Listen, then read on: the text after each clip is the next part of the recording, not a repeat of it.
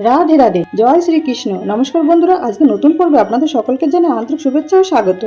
বন্ধুরা, আশা করি আপনারা সবাই ঈশ্বরের আশীর্বাদে ভালো আছেন, সুস্থ আছেন। আজকের এই পর্বের বিষয় হলো জগন্নাথ দেবের স্নান যাত্রা কবে পালিত হবে, পূর্ণিমা তিথি কখন শুরু কখন শেষ, পূর্ণিমা নিশি পালন, ব্রত উপবাস, গঙ্গা স্নান ও দান করার শুভ সময় কখন থাকতে চলেছে, এই দিন সত্যনারায়ণ পূজা সব থেকে শুভ সময় কখন থাকবে, অমৃত যোগ ও মহেন্দ্র যোগের সময়সূচি, এই সবকিছু জেনে নেব আজকের এই পর্ব থেকে।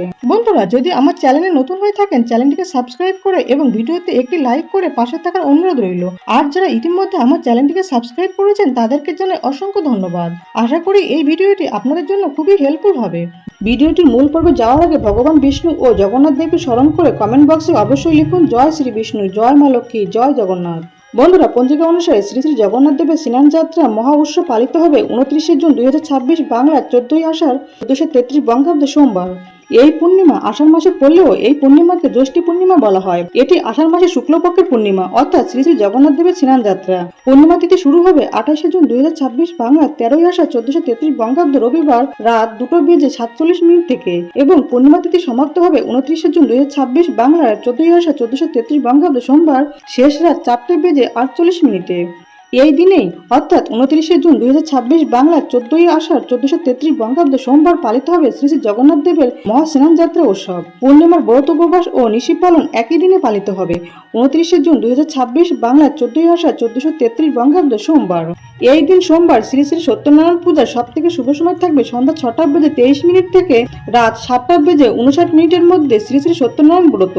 এই দিন অমৃত যোগের সময় থাকবে সকাল 8:35 থেকে সকাল 10:22 মধ্যে এবং রাত 9:13 থেকে রাত 12:03 মধ্যে ও রাত 1:28 থেকে রাত 2:54 মধ্যে। এই দিন অর্থাৎ পূর্ণিমার দিন সোমবার মহেন্দ্র যোগের সময় থাকবে রাত 3:36 থেকে রাত 4:19 মধ্যে। এই দিন অর্থাৎ পূর্ণিমার দিন সোমবার শুভ কর্ম করার জন্য সব থেকে শুভ সময় থাকবে দুপুর 2:36 মধ্যে। পূর্ণিমার দিন গঙ্গা স্নান করার সব থেকে শুভ সময় থাকবে সকাল 8:35 থেকে সকাল 10:22 মধ্যে। জ্যৈষ্ঠ মাসে স্নান যাত্রা পূর্ণিমা সনাতন হিন্দু ধর্মের একটি বিশেষ গুরুত্বপূর্ণ ও পবিত্র তিথি। এই তিথি মূলত দেব দেবীদের বিশেষ স্নান যাত্রা সূচনা হিসেবে বিবেচিত হয়। বিশেষত পুরী শ্রী শ্রী জগন্নাথ দেবের স্নান যাত্রা এই দিনেই হয়। এই দিনে গঙ্গা বা অন্য কোনো পবিত্র নদীতে স্নান করলে অনেক পুণ্য লাভ হয় বলে বিশ্বাস করা হয়। স্নান যাত্রা পূর্ণিমা পাপ মোচন এবং শারীরিক ও মানসিকের জন্য অতি উপযোগী একটি তিথি। এই দিনে ব্রাহ্মণ ও দরিদ্রদের বস্ত্র, জলপাত্র, শীতল পানীয়, খাবার, ছাতা, পাখা ইত্যাদি দান করলে অনেক শুভ ফল পাওয়া যায়। স্নান যাত্রা পূর্ণিমার দিন অনেকের বাড়িতে সত্যনারায়ণ পূজা অনুষ্ঠিত হয়। অনেক ভক্ত এই দিন উপবাস করেন এবং ভগবানের নাম কীর্তন, গীতা পাঠ ও পূজা করেন।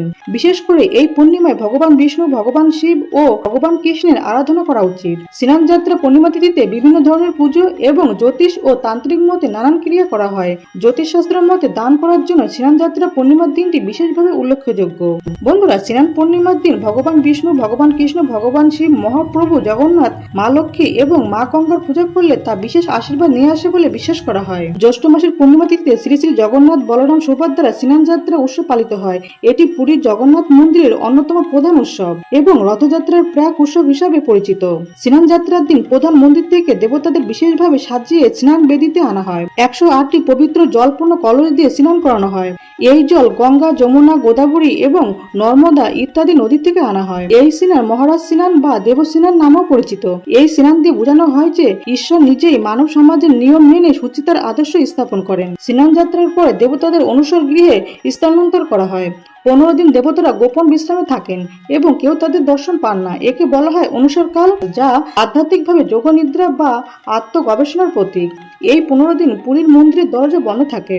এই সময় মন্দিরের সেবায়েতরা বিশেষ ভোগ ও চিকিৎসার অনুষ্ঠান পালন করেন। পরে দেবতারা নবযৌবন লাভ করে নতুন রূপে রথে আরোহণ করেন।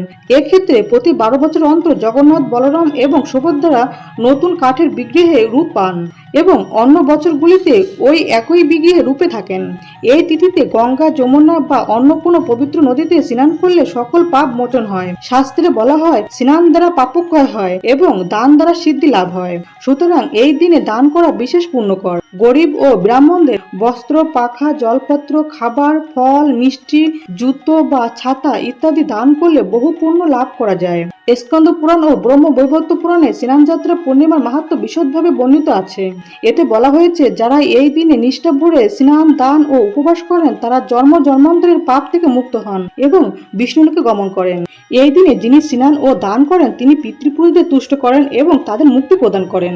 পদ্ম পুরাণ মতে এই পূর্ণিমায় একবার স্নান করলে অসীম যজ্ঞের ফল লাভ হয়। স্নান যাত্রা পূর্ণিমা কেবলমাত্র একটি উৎসবের দিন নয়, এটি আত্মশুদ্ধি, সুচিতা, দানের আদর্শ এবং ঈশ্বরের লীলার গভীর তাৎপর্য বহনকারী। এই তিথি আমাদের মনে করিয়ে দেয় যে ঈশ্বর ও ভক্তের প্রেমে তার অপূর্ব লীলায় আমাদের মতনই আচরণ করেন। স্নান যাত্রা পূর্ণিমার দিনে পরম পুরুষোত্তম ভগবান কৃষ্ণের উদ্দেশ্যে যদি একটি মাত্র তুলসী পাতাও নিবেদন করা যায় তাহলে অশেষ পুণ্য লাভ হয়। পাশাপাশি এই দিন সত্যনারায়ণের কথা শ্রবণ করাও অত্যন্ত শুভ বলে মনে করা হয়।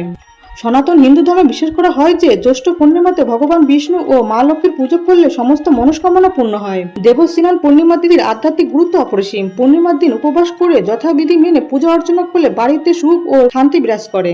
বন্ধুরা, আশা করি ভিডিওটি আপনাদের সামান্য হলেও কিছুটা উপকারে আসবে। আর ভিডিওটি হেল্পফুল বলে মনে হলে চ্যানেলটিকে সাবস্ক্রাইব করে এবং নিজেদের ফ্রেন্ডস ফ্যামিলির সাথে শেয়ার করে আমার পাশে থাকার অনুরোধ রইল।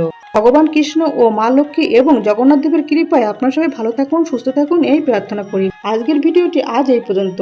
সবাই খুব ভালো থাকবেন, সুস্থ থাকবেন। দেখা হচ্ছে আগামী পর্বে। জয় ভগবান কৃষ্ণ, জয় মা লক্ষ্মী, জয় জগন্নাথ। রাধে রাধে।